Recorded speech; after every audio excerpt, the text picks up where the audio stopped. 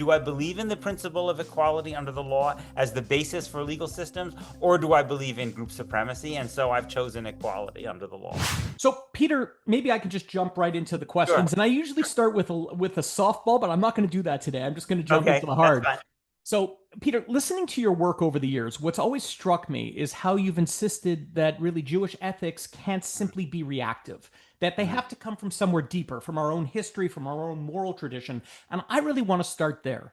Looking back, do you think that the Jewish moral center that many of us were raised with, rooted in the Holocaust, human rights, liberal order, has that been lost? And if so, when did you first start to see that shift? I mean, I think today I would say that I think there was a contradiction at the heart of it. I don't think I would have said that in the past. I don't think I saw it that way in the past, but I think today I do. And I think the contradiction, and many other people have kind of came to this conclusion before I did, I think is basically between the way in which most diaspora Jews came to believe that what they believed in the countries in which they lived was the principle of neutral states that would provide equality under the law to everyone, irrespective of their race or religion or ethnicity.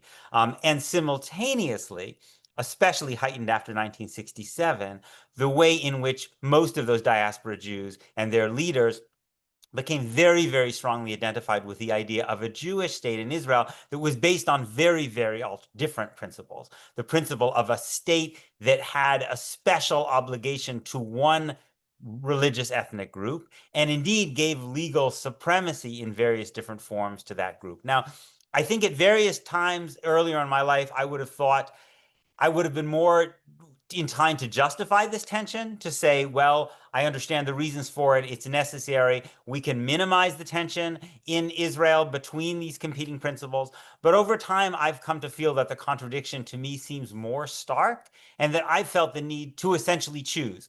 Do I believe, especially in given the rise of global ethno-nationalism, including the United States, of people who essentially want to make other countries more like Israel, right? America as a white Christian state, I felt kind of forced to choose. Do I believe in the principle of equality under the law as the basis for legal systems, or do I believe in group supremacy? And so I've chosen equality under the law.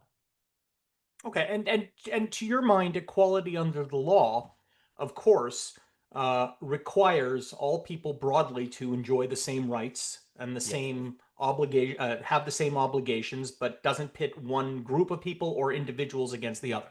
Yes.